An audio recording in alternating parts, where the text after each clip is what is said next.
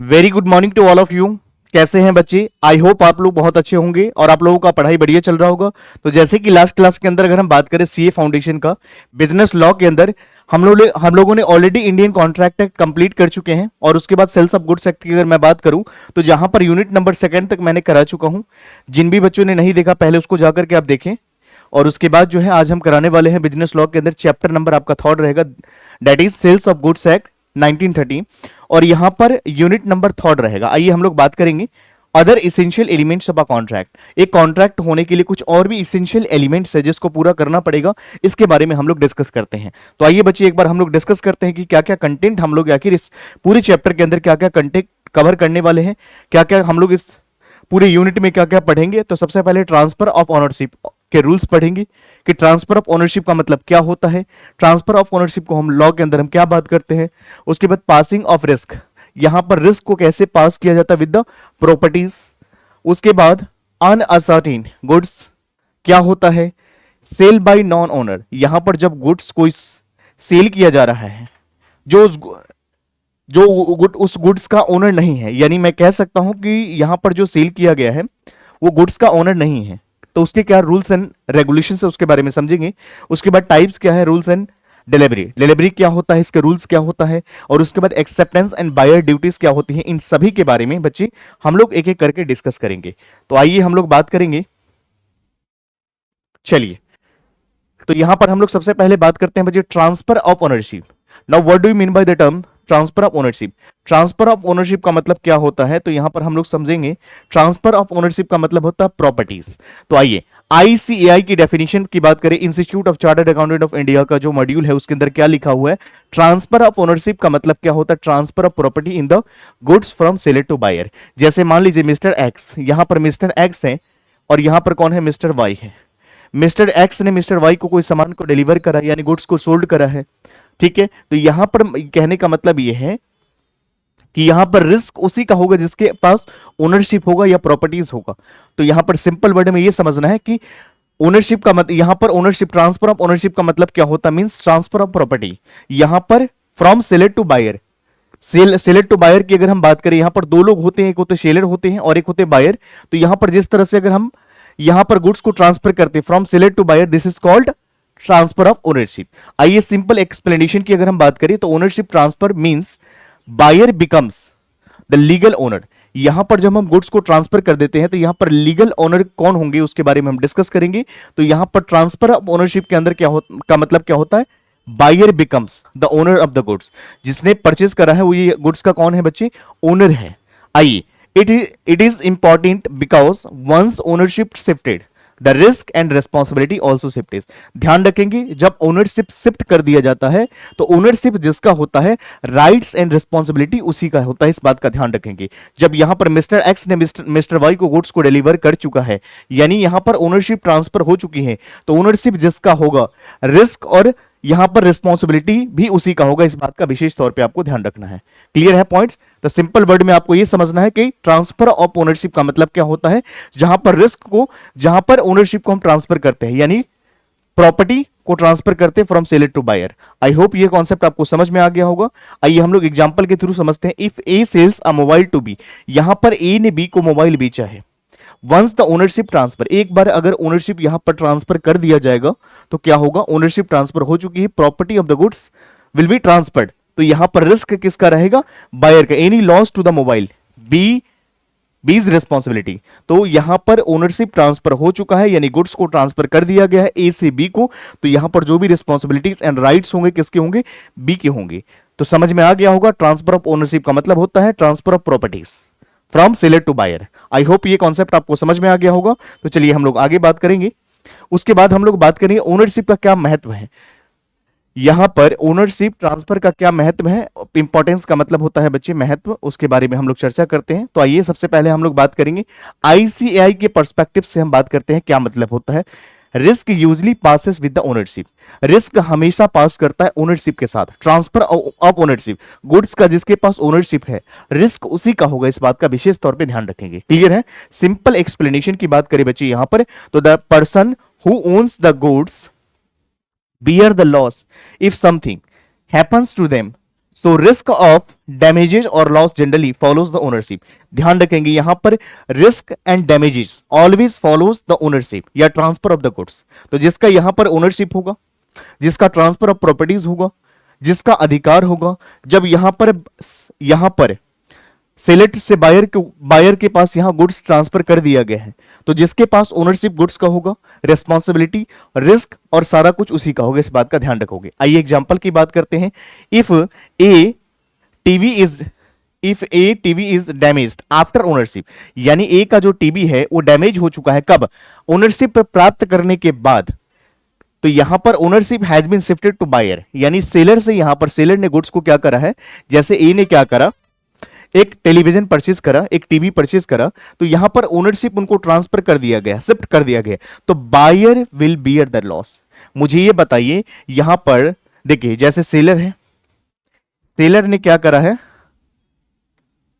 Buyer को यहां पर गुड्स को का ओनरशिप दे चुका है, तो अब गुड्स किसके पास है? बायर के पास।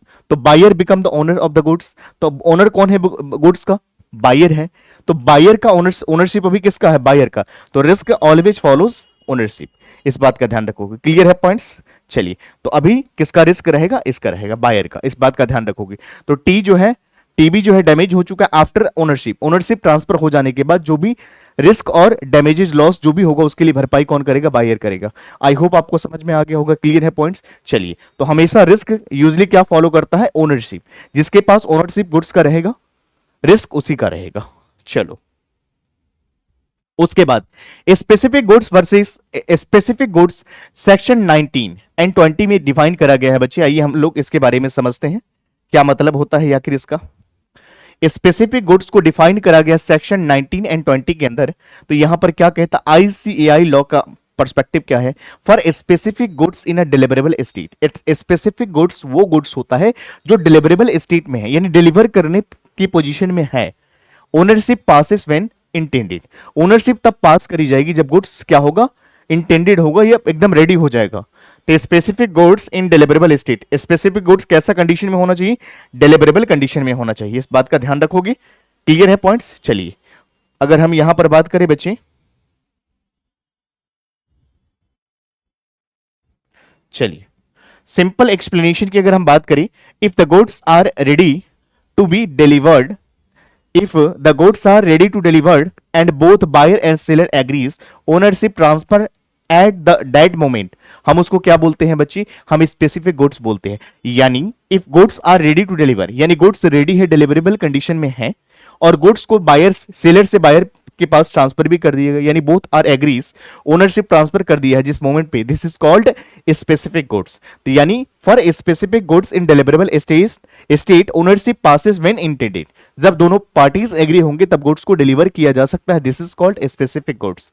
चलिए एग्जांपल की बात करें बच्ची, if a seller shows a specific card to the buyer and both agrees to buy and sell, ownership passes immediately, this is called specific goods। चलो आगे बात करेंगे। सेक्शन 21 कहता है specific goods to be prepared और specific goods to be prepared और put in deliverable state. क्या मतलब होता है इस कॉन्सेप्ट का और इस वर्ड का मतलब क्या होता है जिसको डिफाइन करा गया है बच्चे सेक्शन 21 के अंदर? Specific goods to be prepared और पुट इन डिलीवरेबल स्टेट का मतलब क्या है? आइए हम लोग Institute of Chartered Accountant of India के बुक में क्या मेंशन है उसको हम देखते हैं। Ownership does not pass until the goods are made और डिलीवरेबल एंड बायर इन्फॉर्म्ड। कहने का मतलब यह है ओनरशिप तब तक ट्रांसफर नहीं किया जाएगा जब तक गुड्स प्रिपेयर्ड नहीं है, यानी गुड्स डिलीवरेबल कंडीशन में नहीं है, और जब तक बायर का इंफॉर्मेशन नहीं है। चलिए सिंपल तरीके से मैं इसको समझाता हूं बच्चे। If goods needed packaging, goods अब को अभी जरूरत है पैकेजिंग करने की, फिक्सिंग करने की, इंस्टॉलेशन करने का, ownership transfer only after such steps are done and the buyer is informed. कहने का मतलब गुड्स जो है अभी उसमें काम चल रहा है, पैकेजिंग हो रही है, उसको जरूरत है पैकेजिंग करने की, फिक्सिंग का, इंस्टॉलेशन का, यानी मैं कह सकता हूं कि ये गुड्स अभी प्रीपेड हो रहा है, इसमें टाइम लगेगा, हम इसमें काम चल रही है, यानी वर्क इन प्रोग्रेस के कंडीशन में है। तो ओनरशिप कब ट्रांसफर होगा? जब ये गुड्स कंप्लीट हो जाएगा, यानी डिलीवरेबल स्टेट में हो जाएगा, तभी इस गुड्स को ट्रांसफर करा जाएगा। और जब बायर अपनी इंफॉर्मेशन या बायर जब एक्नॉलेज कर दे या बता दे हमें गुड्स चाहिए, तब a customise a customise laptop is owned by buyer only after seller complete is setup and tells the buyer it's ready. जब बायर यहां पर रेडी होंगे तभी तो हम करेंगे, लेकिन कस्टमाइज लैपटॉप जो है जब तक रेडी नहीं होगा, जब तक उसकी प्रॉपर काम कंप्लीट नहीं होगी, तब तक ये ट्रांसफर नहीं किया जाएगा। और जब तक यहां पर बायर अपनी एक्नॉलेजमेंट, बायर जब तक रेडी नहीं होंगे तब तक हम सेल भी नहीं कर सकते हैं। तो यही बताया गया है सेक्शन 21 के अंदर कि गुड्स आर स्पेसिफिक, गुड्स यहां पर स्पेसिफिक है, डिलीवरेबल स्टेट में है, बट यहां पर हम कह सकते हैं prepared and put in deliverable state. तो गुड्स का ओनरशिप तभी पास करोगे जब ये गुड्स क्या होगा, पूरे तरीके से कंप्लीट हो जाएगा। यानी कंप्लीट का मतलब पैकेजिंग भी हो चुका है, इंस्टॉलेशन भी हो चुका है, जो भी इसकी फिक्सिंग भी हो चुकी है, सारा इसका जो प्रोसेस है उसको कंप्लीट करने के बाद ही आप गुड्स को ट्रांसफर करोगे। चलो बच्चे आगे हम लोग बात करेंगे सेक्शन 22 के अंदर क्या डिफाइन करा गया है। Price to be ascertain, price को किस तरह से असर्टेनमेंट किया जाता है, कैसे फाइंड आउट किया जाता है, कैसे डिटरमाइंड किया जाता है, इसके बारे में हम लोग समझते हैं। मेजरमेंट रिक्वायर्ड का मतलब क्या होता है बच्चे, उसके बारे में समझते हैं। सेलर रिस्पॉन्सिबिलिटी के बारे में समझेंगे, प्रैक्टिकल एग्जांपल के थ्रू हम लोग इसको समझेंगे। तो आइए सबसे पहले हम लोग समझते हैं कि प्राइस कैसे असर्टेन, असर्टेन का मतलब डिटरमाइन कैसे किया जाता है। तो मेजरमेंट रिक्वायर्ड, आईसीएआई लॉ क्या कहता है, if price needs measurement testing etcetera ownership passes only after it's done. यानी जब प्राइस को जरूरत होती है मेजरमेंट करने की, टेस्टिंग करने की, तो ये प्रोसेस के थ्रू जब गुजरते हैं तो इन प्रोसेस को पूरा करने के बाद ही ओनरशिप ट्रांसफर किया जाएगा। तो जब तक ये प्रोसेस डन नहीं होगा तब तक ये गुड्स को ट्रांसफर या ओनरशिप ट्रांसफर नहीं होगी। सेलर रिस्पॉन्सिबिलिटी का मतलब क्या होता है, simple explanation, even if goods are ready, if some condition like weighting हो गया, टेस्टिंग हो गया, remains ownership stay with the seller until the date is completed. तो जब तक ये कंप्लीट नहीं होगा तब तक ये नहीं माना जाएगा कंप्लीट। प्रैक्टिकल एग्जांपल के साथ देखते हैं। A seller fills oil from a tank, ownership passes to the buyer only after oil is measured and price. तो जब तक यहां पर ऑयल मेजर्ड नहीं होगा, प्राइस नहीं होगा, तब तक ओनरशिप ट्रांसफर नहीं करा जाएगा। आई होप आपको ये समझ में आ गया होगा प्राइस टू बी असर्टेन कैसे की जाती है। चलिए हम लोग आगे बात करते हैं। सेक्शन 18 एंड 23 क्या कहता है उसके बारे में समझते हैं। अनअसर्टेन गुड्स, अनअसर्टेन गुड्स के बारे में मैंने बताया था कि goods which are not identified and agreed upon. चलिए हम लोग बात करते हैं बच्चे अनअसर्टेन। मैंने बताया असर्टेन गुड्स का मतलब क्या होता है, जो गुड्स आर आइडेंटिफाइड, सिलेक्टेड जो गुड्स है। बट यहां पर अनअसर्टेन का मतलब होता है जो अभी तक आइडेंटिफाई नहीं करा है, यानी no ownership unless goods are ascertain and appropriated. Goods का ओनरशिप तब तक ट्रांसफर नहीं किया जाएगा जब तक गुड्स ना तो असर्टेन है और ना तो अप्रोप्रिएटेड है। जब ये कंडीशन पूरा हो जाएगा उसके बाद हम गुड्स को ट्रांसफर कर सकते हैं। आइए सिंपल तरीके से मैं समझाता हूं आपको। If goods are part of larger stock, जहां पर बहुत ज्यादा स्टॉक की बात करी जाती है, और unlabeled, ownership transferred only when exact goods meant for the buyer separated and confirmed। तो जब तक यहां पर बायर कंफर्म्ड एंड सेपरेटेड नहीं किया जाएगा, क्योंकि क्वांटिटी यहां पर क्या लार्ज स्टॉक है, तो यहां पर जब तक ये, अगर हम गुड्स की अगर बात करें तो सेपरेटेड नहीं किया जाएगा, जब तक कंफर्म नहीं करेगा तब तक इसको ट्रांसफर नहीं किया जाता। चलिए एग्जांपल की बात करते हैं। Out of 100 socks, out of 100 socks of rice, if 10 are selected for the buyer and packed, ownership of those 10 passes। तो यहां पर 100 में से क्या कर रहे हैं हम, देखो out of 100 socks of rice 10 हम यहां पर सिलेक्ट कर रहे हैं।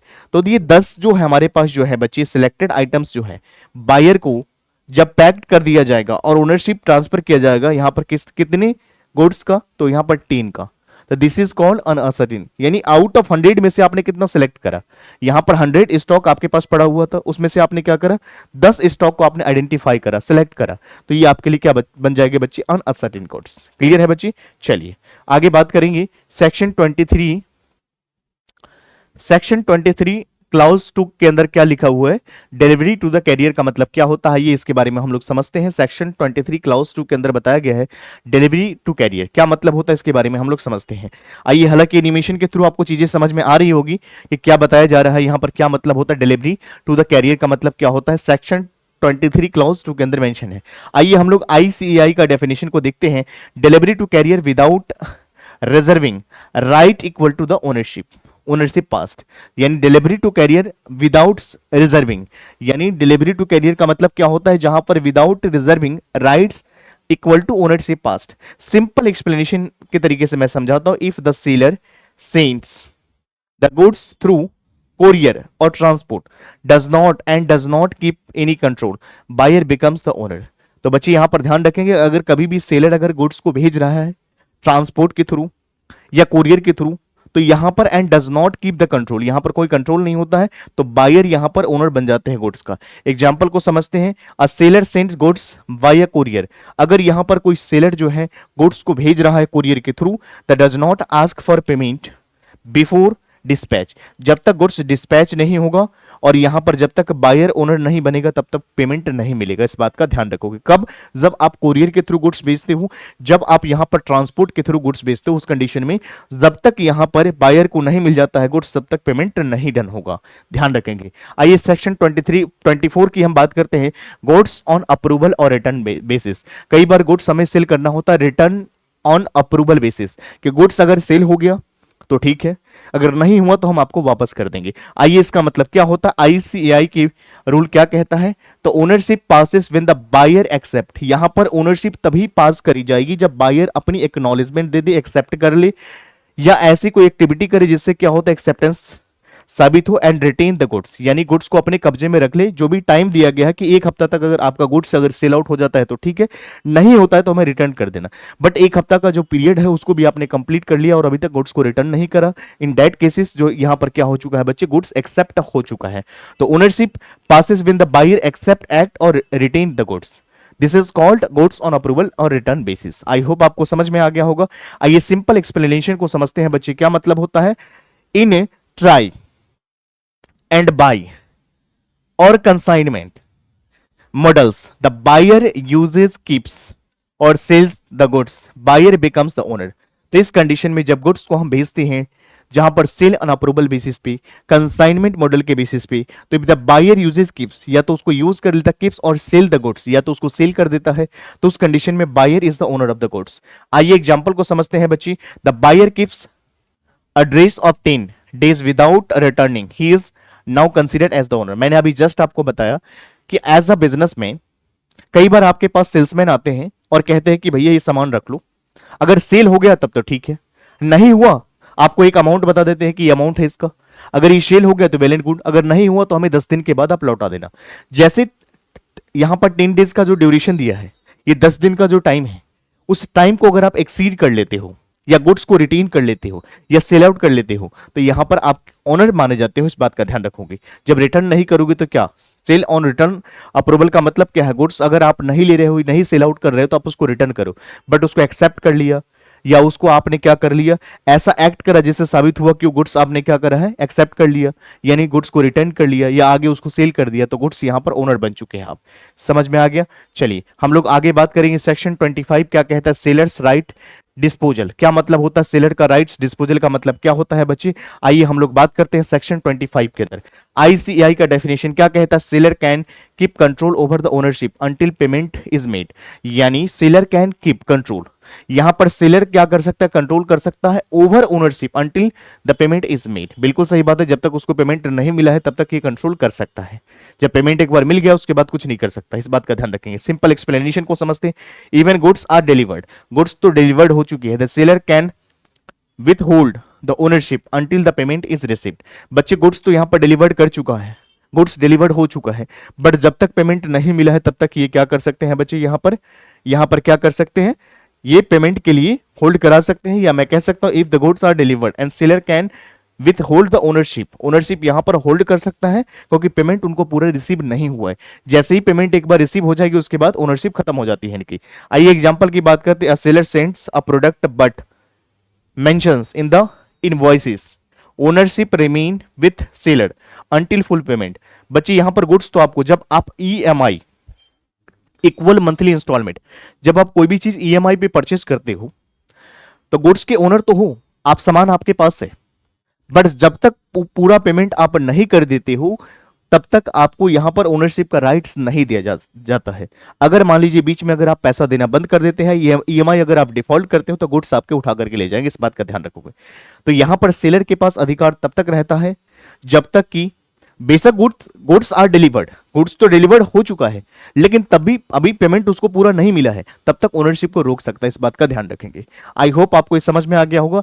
सेलर राइट्स डिस्पोजल, यानी सेलर का अधिकार कब तक रहता है, गुड्स तो डिलीवर्ड कर चुका है, लेकिन जब तक पेमेंट पूरा नहीं मिल जाता है तब तक ओनरशिप उसका रहता है, इस बात का ध्यान रखेंगे, और पूरा कंट्रोल उसका रहता है।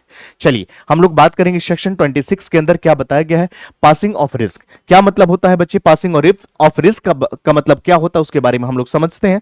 एस्पेक्ट की बात करें, आईसीआई का डेफिनेशन क्या कहता है डिटेल्स में, risk transfer with ownership, risk को ट्रांसफर किया जाएगा ओनरशिप के साथ अनलेस पार्टीज डिसाइड ओनरशिप। तो बच्चे यहां पर रिस्क ट्रांसफर किया जाता है ओनरशिप के साथ, but unless parties decide and otherwise, अगर पार्टीज डिसाइड कर रहे हैं तो उनकी मर्जी है। चलिए सिंपल तरीके से मैं आपको समझाता हूं बच्चे, आइए समझिए। Usually whoever owns the goods also bear the risk, but seller and buyer can decide differently in their contract। बिल्कुल सही बात है, कॉन्ट्रैक्ट के अंदर वो लोग अपनी मर्जी से कर रहे हैं, और यहां पर अगर डिसाइड कर रहे हैं, एग्री है तो बेस्ट चलेगा, कोई दिक्कत नहीं है। आइए एग्जांपल को समझते हैं। If parties agrees that seller bears, if parties agrees that seller bear risk till delivery, यानी दोनों पार्टीज के बीच में एग्रीमेंट हुई है कि सेलर ये इसका रिस्क जब तक डिलीवर नहीं हो जाएगा तब तक किसका रिस्क रहेगा, सेलर का। If the parties agrees that seller bears risk till delivery even after ownership transfer, ownership transfer हो चुका है बट इसके बावजूद भी यहां पर डिलीवरी नहीं हुई है, then seller is responsible for any damages during the transit, transit के दौरान जो भी डैमेजेस होगा उसके लिए सेलर विल रिस्पॉन्सिबल, इस बात का ध्यान रखोगे। आई होप आपको समझ में आ गया होगा बच्चे। तो चलिए हम लोग बात करेंगे nemo dat quod non habet. क्या मतलब होता है बच्चे, ये वर्ड जो है थोड़ा टेक्निकल है और इसके क्या एक्सेप्शंस है। तो कहने का मतलब ये होता है कि nemo dat quod non habet का मतलब होता है no one can transfer a better title, यानी मेरा गुड्स है, I am the owner, real owner of the goods, मैं गुड्स का ओनर हूं, तो मैं बेहतर टाइटल आपको ट्रांसफर कर सकता हूं, लेकिन मेरे अलावा कोई और व्यक्ति अगर आप गुड्स ट्रांसफर कर रहा है तो वैलिड नहीं माना जाएगा यहां पर। यानी इसके कुछ एक्सेप्शंस है, उसके बारे में हम लोग चर्चा करते हैं। इस रूल्स के कुछ एक्सेप्शंस है बच्चे, उस पर हम लोग ध्यान देंगे। आइए हम लोग इसको समझते हैं क्या मतलब होता है। आइए चलिए, आईसीआई का रूल क्या कहता है, no one can transfer a better title than the have they have. भैया यहां पर कोई भी जो रियल ओनर है उसके अलावा जो गुड्स ट्रांसफर करेंगे बेटर टाइटल नहीं होगा, इस बात का विशेष ध्यान रखेंगे। Simple explanation, a person can't sell what they does not legally own buyer gets no ownership. जब आपका ओनरशिप खुद नहीं है तो आप किसी और को बेहतर ओनरशिप कैसे ट्रांसफर करोगे। जैसे if X steals a bike, X ने कोई बाइक चुरा करके लाया है एंड सेल करा है वाई को, why does not gate ownership if even if he paid for it. कहने का मतलब यहां पर एक्स के पास जो बाइक है वो खुद का बाइक नहीं है, यानी वो चोरी का बाइक है, वो कहीं और से लाया है, तो he is not a real owner of the bike, यानी वो रियल ओनर उस गाड़ी का नहीं है। तो जब वो खुद नहीं है तो किसी और को कैसे ट्रांसफर करेगा, पेमेंट तो उसे रिसीव होगा बट रियल ओनर वो ट्रांसफर नहीं कर सकता है। समझ में आ गया।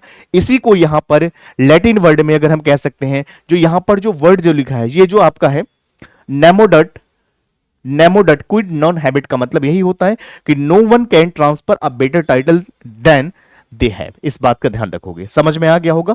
तो अगर आप गुड्स के रियल ओनर नहीं है तो आप बेटर टाइटल नहीं ट्रांसफर कर सकते हो।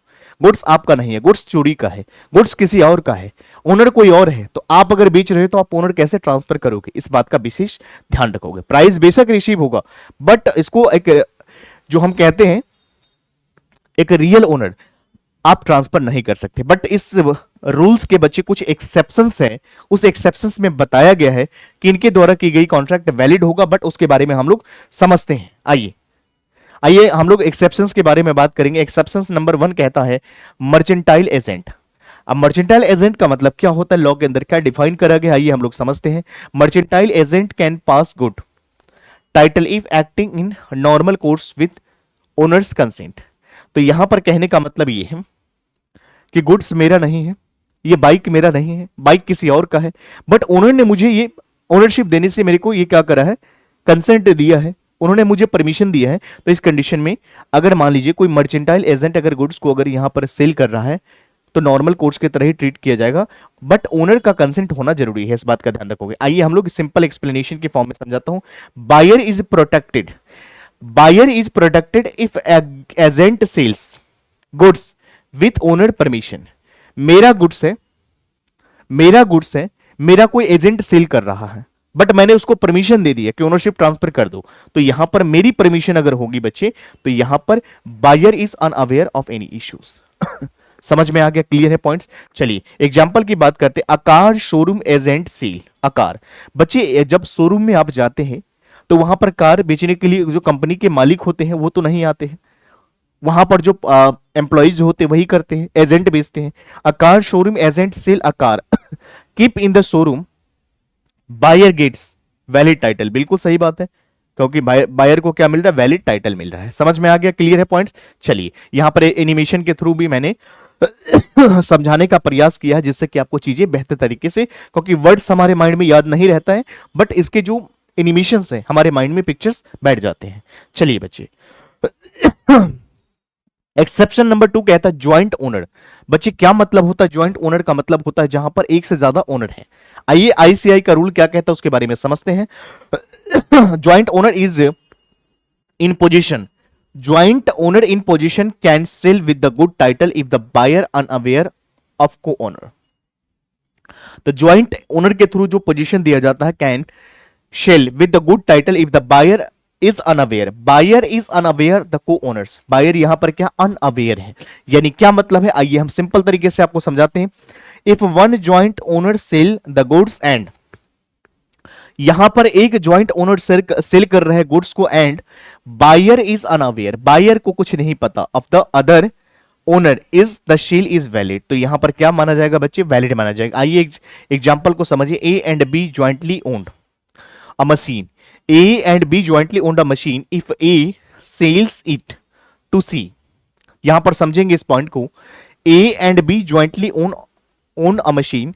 If A sells it to C and C does not know, C को कुछ नहीं पता about B, B के बारे में कुछ नहीं पता, then she gets the ownership. समझ में आ गया। यहां पर देखो A और B है, A and B jointly own a machine, इनके दोनों के क्या jointly मशीन है। इफ ए सेल्स, यहां पर ए ने सेल कर दिया किसको, सी को। ए ने किसको बेच दिया, sells to C, and C does not know about B. A ने गुड्स उठा करके किसको बेच दिया, समझिएगा कॉन्सेप्ट को समझिए बच्चे, आपको चीजें अच्छे तरीके से। ए और बी दोनों व्यक्ति का मिला करके ये दोनों ज्वाइंट ओनर है, इनका मशीन है। अब ए और बी, ठीक है, दोनों ज्वाइंटली ओनर है। अब यहां पर ए ने किसको बेच दिया गुड्स, सी को उठा के बेच दिया, सी को बेच दिया। A, if A sells it to C and C does not know about B. अब सी को बेचा है, सी को नहीं पता कि इसके ज्वाइंट ओनर भी है, सी को ये बात नहीं पता है कि ये तो ज्वाइंट ओनरशिप है, उसको लगा कि ए का ही गुड्स है। अब यहां पर बच्चे देन सी गेट्स ओनरशिप, तो यहां पर सी को क्या मिलेगा बच्चे, यहां पर ओनरशिप मिल जाएगा। आइए यही चीज यहां पर लिखा हुआ है कि joint owner in position can sell with good title if buyer is unaware. यहां पर बायर बी जो है उसको नहीं पता है, उस कंडीशन में आपका सेल वैलिड हो जाएगा। If a joint owner sell the goods and buyer is unaware, यहां पर buyer is unaware of the other owners, जो बायर सी है इसको नहीं पता उसके बारे में, तो बच्ची सेल क्या माना जाएगा, वैलिड सेल माना जाएगा। ध्यान रखेंगे। आई होप आपको इस कॉन्सेप्ट समझ में आ गया होगा। तो चलिए हम लोग आगे बात करेंगे बच्ची। एक्सेप्शन नंबर 3 के थर्ड कहता है वॉइडेबल कॉन्ट्रैक्ट का मतलब क्या होता है, ये हम लोग समझते हैं। X tricks Y into giving a watch, X tricks Y into giving a watch fraudulent acquisitions, तो यहां पर कॉन्ट्रैक्ट जो बनेगा वॉइडेबल हो जाएगा। यानी सेकंड देखिएगा, X sell watch to Z before contract is rescinded, Z gets good title if Y has not cancelled the deal. आइए इसको इजी तरीके से हम लोग समझते हैं। यानी आइए सबसे पहले, a genuine buyer gets ownership, a genuine buyer gets ownership if seller acquired goods by fraud but contract is not contract is not yet cancel, यानी समझिए a genuine buyer gets ownership, एक जेन्युइन बायर जो है उसको ownership मिलेगा कब, जब seller acquired the goods by fraud but contract yet not is not yet to cancel, यानी कॉन्ट्रैक्ट अभी तक कैंसिल भी नहीं करा गया है और यहां पर जो ओनरशिप करा गया है सेल का वो क्या है, फ्रॉड है। तो उस कंडीशन में मैंने बताया था कॉन्ट्रैक्ट एक्ट के अंदर कि जहां पर कोर्शन होती है, जहां पर अनड्यू इन्फ्लुएंस होती है, जहां पर फ्रॉड होती है, जहां पर मिस रिप्रेजेंटेशन होती है, इनके थ्रू कोई भी कॉन्ट्रैक्ट ऑब्टेन्ड होती है बच्चे, this is voidable at the option of aggrieved party बन जाता है। चलिए आईसीएआई का रूल क्या कहता है, if the seller go if seller got goods under voidable contract buyer by before rescission title passes, तो हम इसको क्या कहेंगे बच्चे, voidable contract कहेंगे। चलिए हम लोग आगे बात करेंगे सेलर इन पोजीशन आफ्टर सेल। बच्चे यहां पर समझिएगा सेलर का क्या पोजीशन रहेगा आफ्टर सेल के बाद, उसके बारे में चर्चा करेंगे। एक्स ने सेल करा टीवी टू वाई, एक्स ने यहां पर सेल कर दिया टीवी किसको, वाई को, कीप पोजीशन, यहां पर एक्स ने सेल कर दिया किसको, रीसेल कर दिया जेड को। Z is unaware of previous sale, उसको नहीं पता था। Z gets valid ownership acting in the good faith. समझिए आईसीआई का रूल क्या कहता है, seller who still has position can resell and pass title if the buyer is unaware, जब तक बायर को नहीं पता चलेगा तो ये गुड्स वैलिड होगा। आइए, if seller resale goods he already sold, if seller resale goods he already sold, the second buyer gets ownership if the acted in good faith। तो यहां पर जो है सेकंड ओनर कौन है बच्चे, यहां गुड फेथ में है। चलिए हम लोग बात करते हैं exception number 5, buyer in position before ownership. Buyer in position before ownership क्या होता है, X agrees to buy a bike from Y, X gets position but has not paid fully, amount पूरा नहीं पे करा है, ओनरशिप पोजीशन तो मिल गया है। X sells bike to Z before completing payment to Y, Z gets valid title, Z is unable, Z को कुछ नहीं पता है, ऑफ इनकम्पिटेंट टू पेमेंट। आइए क्या मतलब है, आईसीआई का रूल क्या कहता है, इसमें क्या डिफाइन करा गया है, buyer with position before ownership, buyer with position before ownership can pass a good title if third party is innocent. यहां पर थर्ड पार्टी क्या होगा, इनोसेंट होगा, बट यहां पर ओनरशिप क्या होगा बच्चे, यहां पर पास किया जाएगा थर्ड पार्टी को। चलिए सिंपल तरीके से, even without full ownership, even without full ownership a buyer can pass title, वो बायर जो है जब तक यहां पर ओनरशिप नहीं दिया गया है, बायर जो है पास कर सकता है title if the he had position and second buyer did not know of the fact, जब तक उसको नहीं पता है। समझ में आ गया, क्लियर है पॉइंट्स, आई होप आपको ये समझ में आ गया होगा। तो चलिए हम लोग आगे बढ़ेंगे। उसके बाद हम लोग बात करते हैं डिलीवरी, क्या मतलब होता है बच्चे, डिलीवरी का मतलब क्या होता है, डेफिनेशन टाइप्स के बारे में हम लोग समझते हैं। मैंने बताया था डिलीवरी का डेफिनेशन क्या बताया गया है, आईसीएआई का डेफिनेशन क्या कहता है, सेक्शन 2 क्लास 2 के अंदर मेंशन है।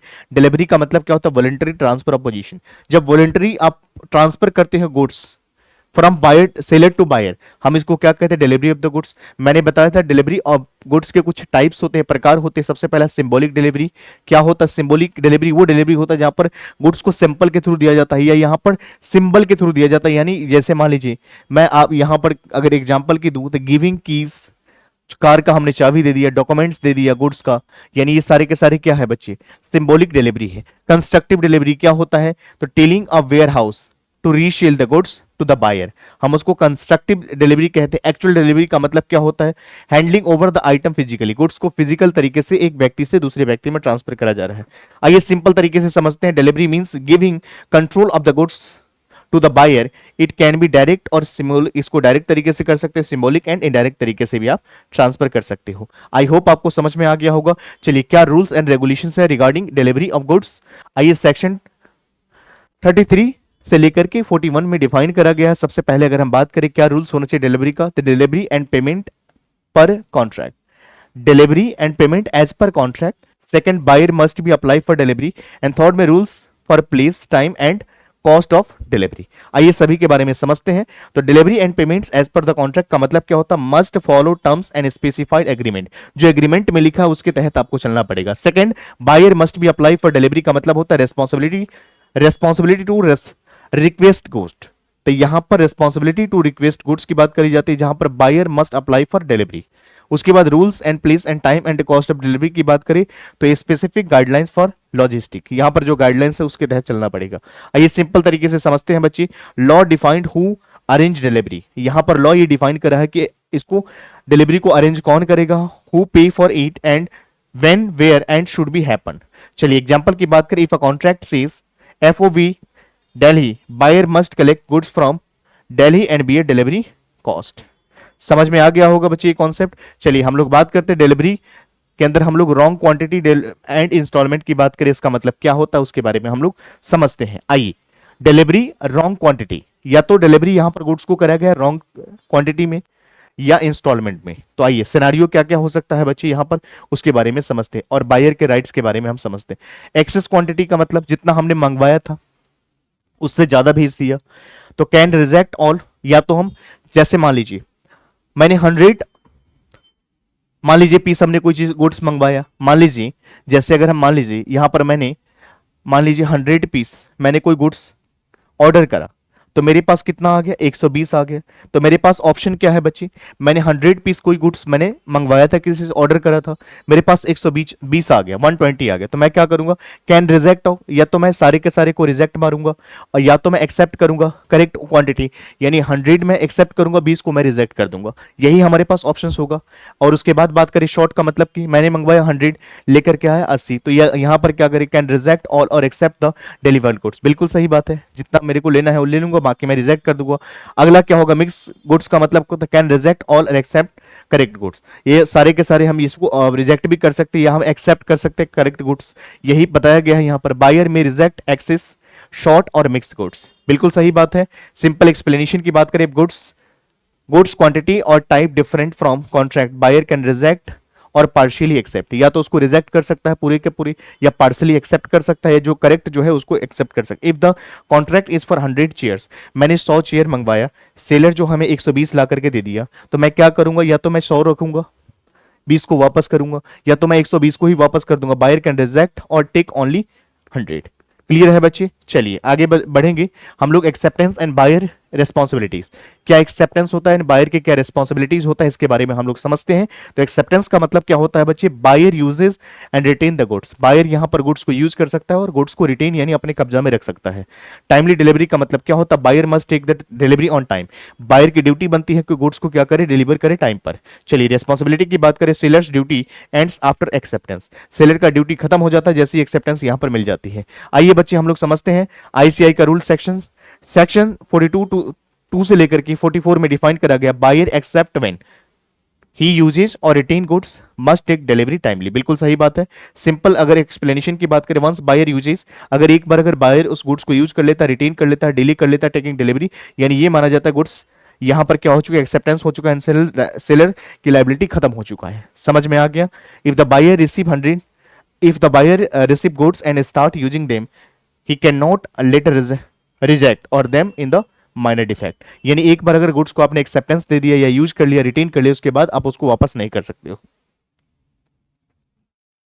चलिए आज के क्लास के अंदर हम लोगों ने क्या सीखा, क्या हम लोगों ने पूरी यूनिट के अंदर हम लोगों ने समझा, उसके बारे में एक बार हम लोग एक बार रिकैप ले लेते हैं। तो only movable goods are covered under this act, यहां पर हम लोगों ने मैंने बताया सेल्स ऑफ गुड्स एक्ट के अंदर मूवेबल प्रॉपर्टी ही कवर करी जाती है, मूवेबल गुड्स को ट्रांसफर कवर किया जाता है। Buyer and seller must be involve, बिल्कुल सही बात है, यहां पर बायर भी होना चाहिए, सेलर भी होना चाहिए। गुड्स में बी प्रेजेंट फ्यूचर और अनअसर्टेन, गुड्स यहां पर प्रेजेंट भी है, फ्यूचर है, अनसर्टेन भी है। उसके बाद सेल गिव्स ओनरशिप नाउ, अगर सेल में क्या होता है बच्चे, इमीडिएटली यहां पर ट्रांसफर किया जाता है बस, बट उसके बाद अगर हम बात करें सेल में क्या होता है, ओनरशिप इमीडिएटली ट्रांसफर किया जाता है, बट एग्रीमेंट टू सेल में क्या होता है, डिले किया जाता है, फ्यूचर में किया जाता है। एक होता सेल और एक होता हायर परचेज और एक होता बिलमेंट और सर्विस। तो ये क्या होता है, देखो sale is not equal to hire bailment और सर्विसेज, इस बात का ध्यान रखोगे। प्राइस शुड बी मनी, यानी प्राइस यहां पर मनी होना चाहिए, और उसके बाद any contract type is valid, बिल्कुल सही बात है, any contract type is valid माना जाएगा। आई होप आपको समझ में आ गया होगा बच्चे कि हम लोगों ने जो कॉन्सेप्ट को समझा, एक एक चीजों को मैंने बेहतरीन तरीके से समझाने का प्रयास करा। जिन भी बच्चों का मई 2025 में एग्जाम है उन सभी बच्चे के लिए हमारी क्लास रेलेवेंट होगी, और आप जितना हो सके इसको शेयर करें ताकि उन फ्रेंड्स तक इसको पहुंचाए जिनकी इसकी जरूरत है, ठीक है बच्चे, और बाकी हम लोग मिलते हैं अगले पार्ट में। इस तरह से मैं सारा ही एक्ट आपको कंप्लीट करा दूंगा और इस चैनल पे बिजनेस लॉ को मैं कंप्लीट सॉल्यूशन आपको प्रोवाइड करने वाला हूं। तो आप लोग जरूर इसको देखेंगे और आपको क्लास कैसी लगी कमेंट सेक्शन में जरूर बताएंगे। बाकी हम लोग मिलते हैं अगले पार्ट में। Thank you so much, take care.